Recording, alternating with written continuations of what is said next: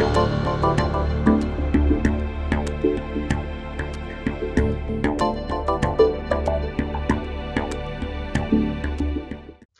hello to the good people of Kingupna. My name's Dale, and this is my look at the next sort of 1 to 6 months for the climate in your region.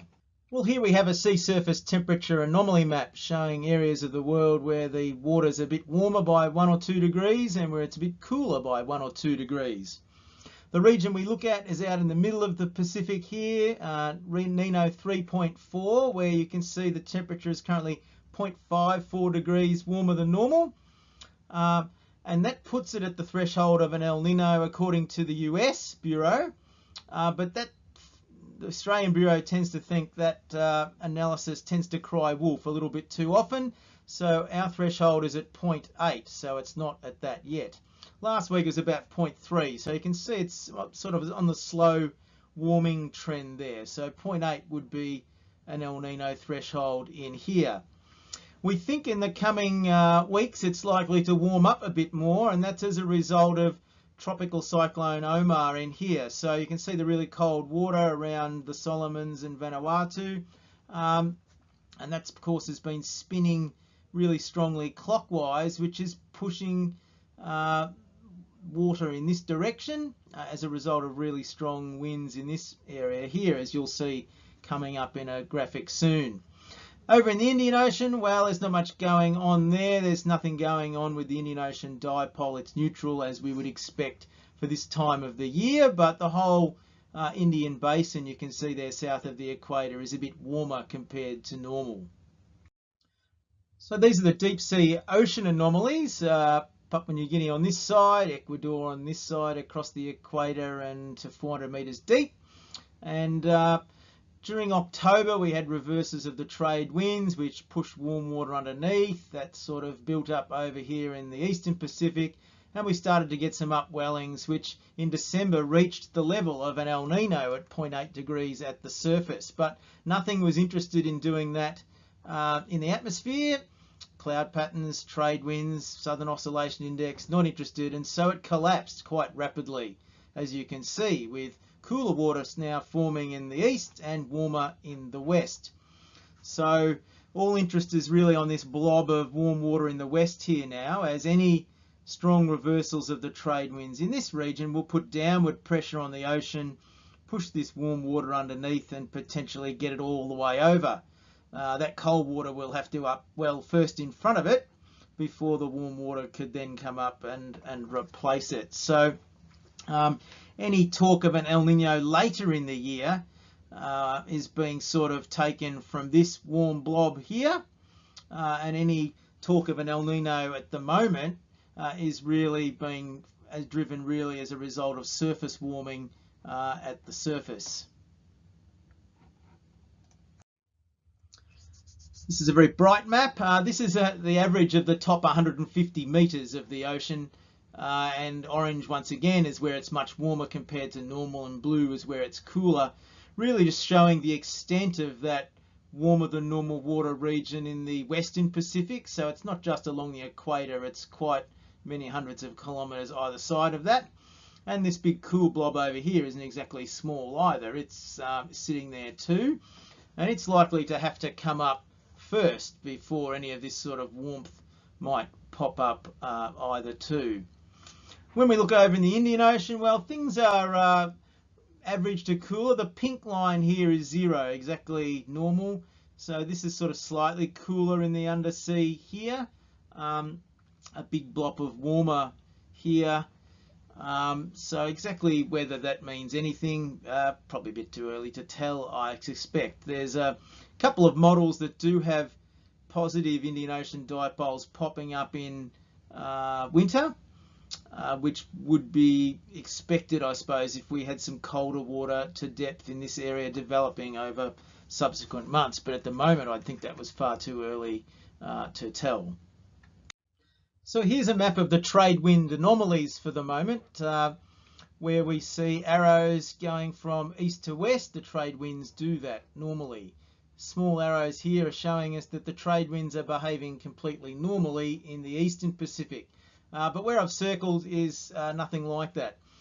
Really strong reversals of the trade winds coming from west to east as a result of Omar spinning around here, and the Madden-Julian Oscillation as well, perhaps out in this area, sort of keeping quite a strong westerly trend there, and that is almost certainly going to put some downward force on the ocean in this region and push some of that water warmer over. But it really is a case of how long is this going to last? Is this flash in the pan stuff once the cyclone disappears, or does this set up a greater pattern that tends to set up a month of reverse trade winds that happen perhaps like they did in 2015, and only time will tell. What I think we can say is that as a result of this reversal of the trade winds here and the normal trade winds here, is that somewhere in the middle here in Nino 3.4, the wind is going to crash into each other, the ocean is going to calm off, and the sun is going to get into it and warm it up. That's what I think we can say will happen. And so we'll see some extra warming in this region here, but it's going to be interesting to see what the undersea response is from this reversal here. So looking at the model outlooks, I've just recently crunched all the February model runs. We've got 3 models here that have still got their old January ones, so perhaps take a little bit less notice of them. The first thing to note is that model skill at this time is low. There's a couple there with some sniffs of moderate, but generally model skill predicting autumn and winter rainfall in autumn and late summer is fraught with danger. It's generally not a very skillful thing to be doing, because those the Pacific and those Indian Oceans are generally not doing much. They've reverted back to whatever they were doing, or from whatever they were doing over summer. They're reverting back to normal, and they're perhaps yet to show their hand as to what they might be going to do coming into the autumn-winter period, or if in fact they do anything at all.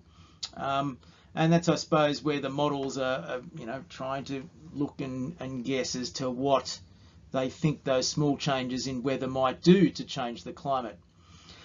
So the first thing to notice is we've got 4, 5, 6, 7 predictions of El Nino in the coming 3 months. And the first thing to say is that is really unusual, because that's March, April, May, that's autumn, and that's a really early time to be seeing El Nino. We'd associate it with, July, August, September, October, something like that. But as I said, it's probably just a warming of that surface that's likely to happen, kicking off an El Nino temperature. Remembering that El Nino is not just something that happens at the surface, it's got to happen in the atmosphere as well. So the blending of the surface being warmer has to then meet up with whatever's happening in the atmosphere in terms of the cloud patterns and the wind patterns and the pressure patterns as we measure from the Southern Oscillation Index. And if all of those 3 things aren't interested and the El Nino is warm, well, you don't have a proper event, and it doesn't sort of feed on itself and keep sort of perpetuating. We have predictions from nearly all the models there of warmer temperatures in the Indian Ocean at the surface. So that you wouldn't normally think that was likely to be a bad thing. That should be at least a moisture source up there. But it says at the moment the pressure patterns over the Indian aren't so exciting for anybody. Once we get to the rainfall predictions, well, they're all over the shop really. That is probably a typical autumn model prediction pattern, where the vast majority of them are sitting on average. We have a couple of models with drier patterns. We have one here with a slightly wetter pattern for the southwest. But most of them sitting on the fence. But anything kind of possible, I think you'd be planning for out of that. And to be honest, the models, particularly if you're looking for the break, they don't provide a lot of guidance as to what might happen in there, because the break will be an act of weather rather than an act of climate. The one thing that there is incredibly strong consensus from, and there has been all year, and all of late last year too, was slightly warmer temperatures predicted. You don't get much better model consensus than that.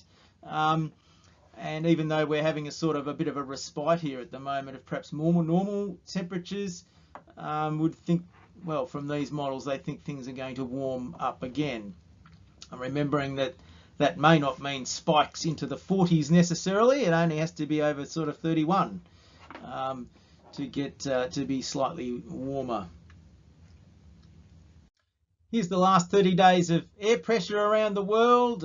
Red higher pressure, purple lower pressure, showing that we've had lower pressure over southeastern Australia for most of summer, really. What you can see, though, is a large area of higher than normal pressure over the whole Indian Ocean, and that's probably not helpful to moisture transport coming in from that direction. Pressure at Tahiti is relatively normal, but it's really the higher pressure at Darwin that's causing the Southern Oscillation Index to dive at the moment. And to be honest, the Southern Oscillation Index at this time of the year, never worth watching until the northern wet season is over. The real crystal ball gazing out to winter, which wouldn't be worth a pinch of any kind of manure, showing, interestingly enough, that a number of those El Ninos back off. Now, the one interesting one there is that the Bureau keeps it going. So the BOM is one of the more draconian models at the moment that keeps an El Nino going through the season. And in that, well, it's not an outlier. There are other models suggesting that too, but the vast majority of them in the world aren't suggesting that. So there's a fair bit of if, buts and maybe, I suppose, as to whether that continues through.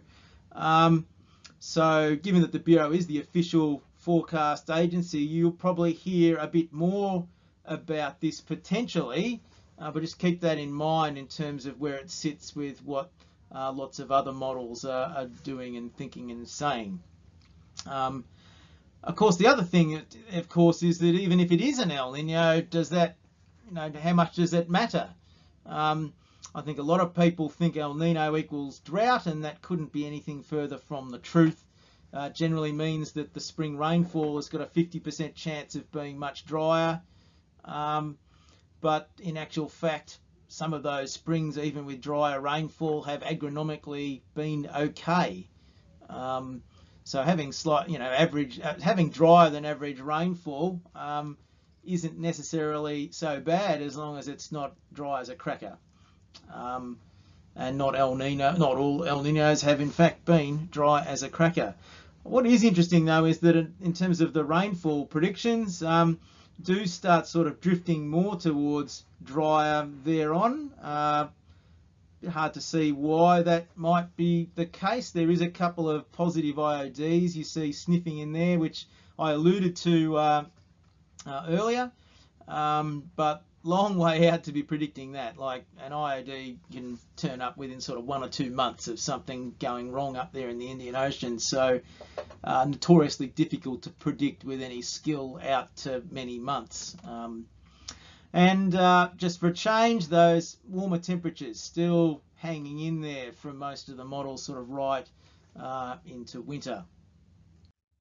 So in a nutshell, that heat remains in the Western Pacific, and that could head eastwards if we get the right sort of westerly wind bursts happening, and we have a burst of that at the moment, and time will tell whether that hangs around and continues on. But as a result of the current one, that Central Pacific's likely to warm up a bit.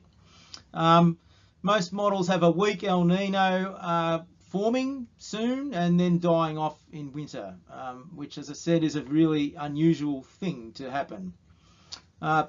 In terms of predictions, there's sniffs of average and drier and wetter.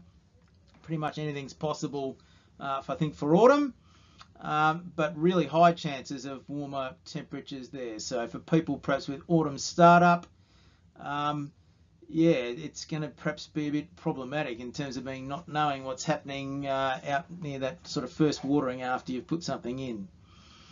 Remembering that model skill at this time of the year is poor at best, so don't take too much of what I've said with many grains of salt.